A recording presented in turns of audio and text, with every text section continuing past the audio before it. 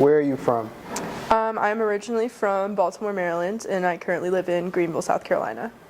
What was life like growing up in Baltimore, Maryland? Well, I actually grew up in Greenville for the most part. Oh. But it was, I'd say, pretty stereotypical, great family. Had everything I ever needed. Was definitely very privileged for sure. And I do recognize that 100%. Do you come from a musical family? No, I don't. I mean, my uncles play guitar and stuff, but nobody in my family's ever seriously played music or anything like that, so no. Oh, okay. Were you an artistic child? Yes, I have been banging on things since I can remember, and I started singing professionally when I was 12. Okay. And what genre of music were you singing? When I started out, it was more pop, like pop R&B, which has changed drastically. Wait, so you were like a child star, kind of? I wouldn't say star, but I mean, I was doing competitions, I was winning them. Really? My mom put me into a lot of them. I got into music school. So yeah, I was definitely busy as a kid, for sure. And so what was that experience like, having your mom as a manager at how old were you at this time? Oh gosh, from the time I was 12, she was organizing things for me. You know, my mom, I literally owe her everything that I have. I had a conversation with her on the phone about this the other day. I told her, I was like, you know, I would not be where I am right now without her, because she's the one who realized, oh, she can sing. She put me in lessons. She put me in competitions. She vouched for me. She put herself on the line many times for me, and I'm so grateful for that, for sure. Oh, wow.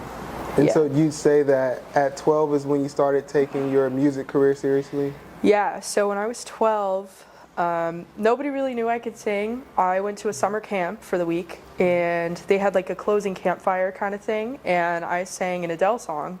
It was right when that was becoming like a big thing. And when my parents came to pick me up the end of the week, a bunch of kids were coming up to them and saying things, and my parents were like, no, like, shut the fuck up, like, you're lying. So we get in the car, we're on the way down the mountain, and they're like, well, why don't you sing for us? And I was absolutely terrified, and I started singing, and they were like, okay. Literally the next week, I think I was in voice lessons. Oh, wow. Yeah. And so at what age did you put out your first song, or at what point did you My first song, my first single, You Care, came out when I was 16. Oh. So I was young. Okay, and so what was it like at 16 to have a single out? It was crazy. I remember I was so excited. It was like the most exciting thing ever. And I came to school the next day, and it was really weird. Because you know how high school is. Everybody was listening to it and posting about it and talking about it. And it was a whole thing. It was crazy. And the amount of success that song got so early on is crazy. Yeah. And I never expected that. I had no idea what I was doing. That's Looking amazing. back, I had no clue what Really? I was doing. No. So did you make it as an independent artist? I made it with two different people, a guy named Timothy Spitzer. Him and I produced it together. And then Brandon Hart, he mixed the whole song for us. Oh, wow. Yeah. And so how did your peers receive the song? It was kind of a mixed review. I never got really any... No, I take that back. My close friends, the people who truly loved me, were incredible, and it was awesome, and they made me feel so great about the whole thing. And then, of course, you know, like with that in any industry, once you start doing things, people that you don't talk to start coming around, and people are suddenly hitting you up again, and you're just kind of like, okay, you know. Right. Okay. Have you experienced any challenges in your music journey? Absolutely. I'd say the first challenge I ever had was when I was younger, not so much anymore. It was stage fright. I was absolutely terrified. I'm super anxious as is. I remember there'd be times I'd literally be shaking before I would go up on stage, and then I'd get up there and I'd be fine. But it was always the beforehand thing. That was the worst thing at first. As I've gotten older, I think the challenge is now that, for me personally, I'm shifting genres at the moment, and that's been quite challenging because my typical fans aren't going to be my typical fans anymore because they're used to hearing one sound and now they're getting another. So it's been different. I mean, it's been received pretty well, but it's definitely a struggle sometimes. How would you characterize your new sound versus your old sound? My new sound is very edgy, punk, rock, metal, and my old sound is very mellow, poppy, indie, you know. Oh, okay, yeah, it's changed a lot for sure. And so what inspired that change? So I love this story for some reason, but what inspired the change? I grew up listening to like Paramore and Flyleaf and stuff like that, thanks to my mom. And as I got older, like, you know, I was listening to what everybody else was listening to. I thought it was like weird, you know, to listen to that stuff, and I listened to it secretly. But it was really this last year I was going through a breakup, and I started like listening to some of that stuff again, like the Blink 182, some of the heavier stuff too. Started listening to it again, and it was really the only thing that made me feel better.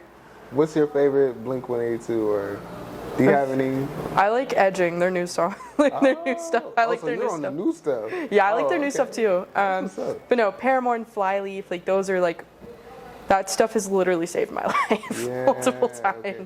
There's this one song I remember that I really like.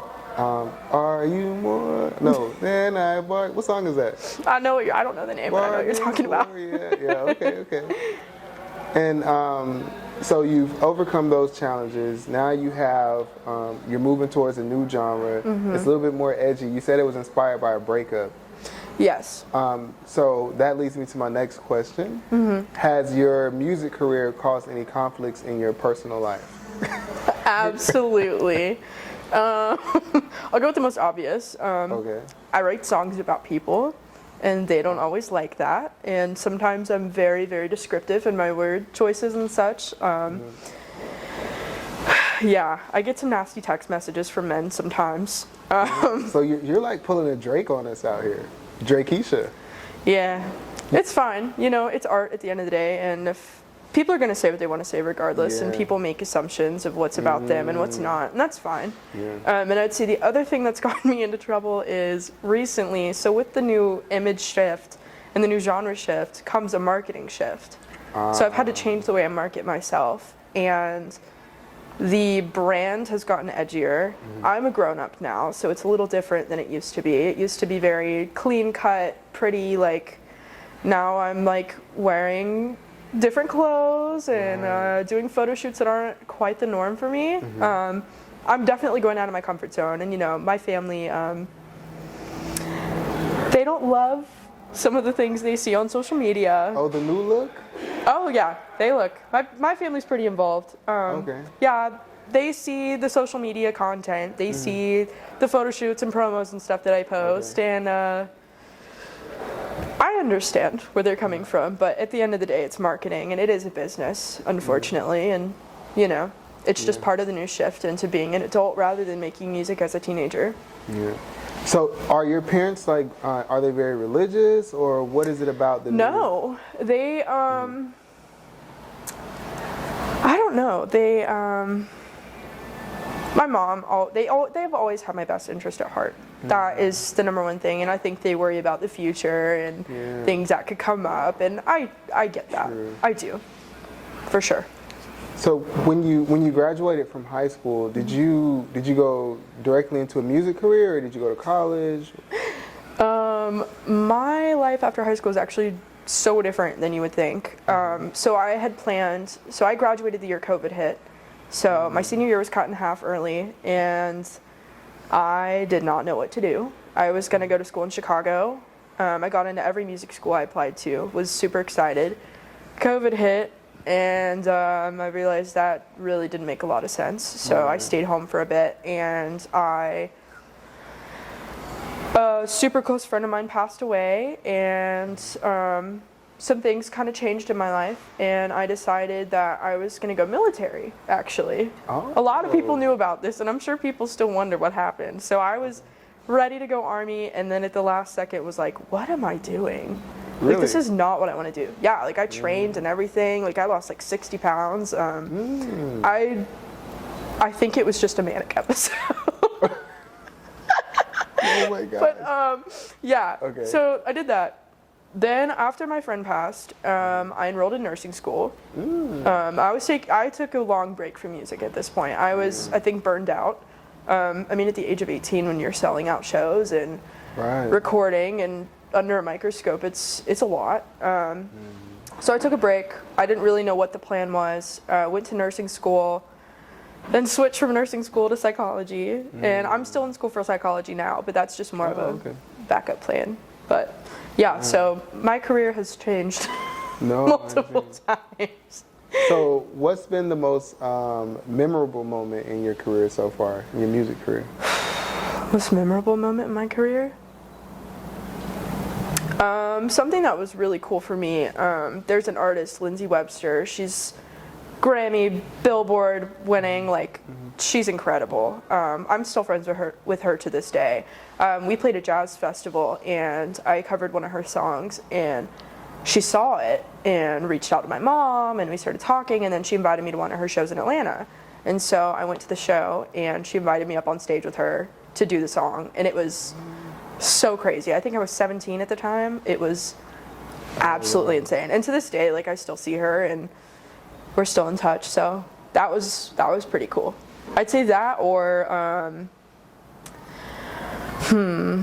I would say that, or I would say honestly, the making of my newest song was probably one of the most exciting things, because I finally feel like I've found a sound that's the most authentic thing to myself. You know. Yeah. So are you independent now, or are you signed to a label? I am independent right now. I'm loosely working with some different people from some different areas, but as of right now, yeah, I'm independent. And so are you independent because, are you on like the train where it's like, oh, entrepreneurship independence, or you want a deal? So there's a few reasons why. The biggest one for me is I have not found a label yet that I think is a good fit for me, because you have to be careful. And the second thing too, when negotiating contracts and stuff, is that I want to own all my masters. I need to own my music. That's super important to me. You see what's happening with Taylor Swift, and even Drake just got all of his stuff bought by a different person. Like, that's a risky game for me to play, and I don't think I want anything to do with that. Right. So where did you get your business savvy? Is that something that you've always had, or? Yes. My dad is a businessman. It's been beaten in my head since I was a child. I've always been a hustler since I was little. All right. And are you into any other art forms outside of music? Yeah, I do a little bit of modeling here and there. Not full-time or anything like that. I also recently have gotten into some acting. I've got some auditions and stuff coming up, and yeah, I'm just trying to branch out a little bit, you know. Which would you choose if you had to? Would you choose acting or music? Music. Music? No question. Over everything? Yep. Because that was like your first love. I could not live without it. Wow. Yeah. Okay. Who inspired you to create music? I don't think I asked you that. Who inspired me to create it? Yeah, who or what? Like, what inspired you to do it? I would have to say a teacher of mine, actually. So I went to the Fine Arts Center School for music, and my teacher, I was in the jazz studies program, and my teacher, Steve Watson, he's a legend. He was Dolly Parton's guitar player. He was like a dad to me for a long time. He's an amazing person, and he always pushed me out of my comfort zone and made me do things I didn't want to do, and it always ended up being for the best. And I think he probably was the one that inspired me to create my own music. Right. Yeah.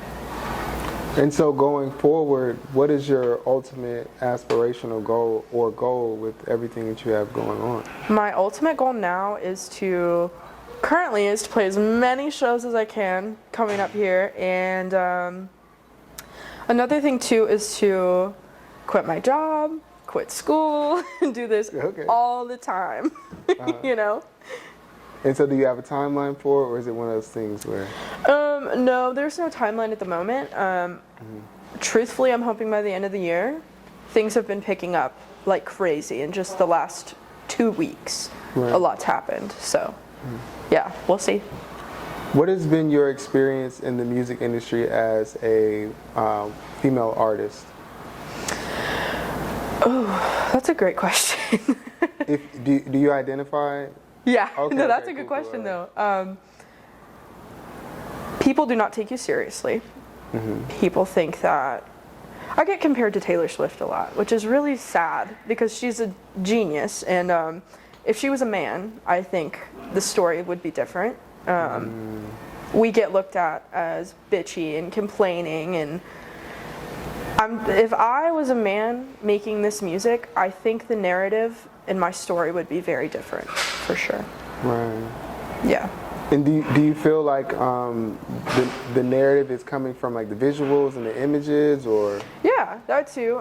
The comment I've gotten a lot lately is, oh, you're selling yourself out, you're taking these pictures and posting them, and so you're telling me that Justin Bieber can go post a shirtless picture on Instagram, but the second another female does it, it's a problem? Right. And what That's about crazy to me. Michelangelo and Picasso and all these naked men sculptures. And Yeah, the double standards are crazy. yeah, it's wild. Yeah, it's crazy. So for someone watching this who aspires to do what you do, what advice would you have for them? Take your time. Take your time. People always ask, they're like, you're so lucky, like musicians that I work with even now, they're like, you're so lucky, like you're doing all these things at 21, and it's like, I've worked my ass off since I was 12. Like I've worked really hard for a long time, and it's starting to pay off, but it takes time, and it's going to take time. That's the same way with any industry, and don't give up. Just keep pushing, and if it's meant to be, it'll be.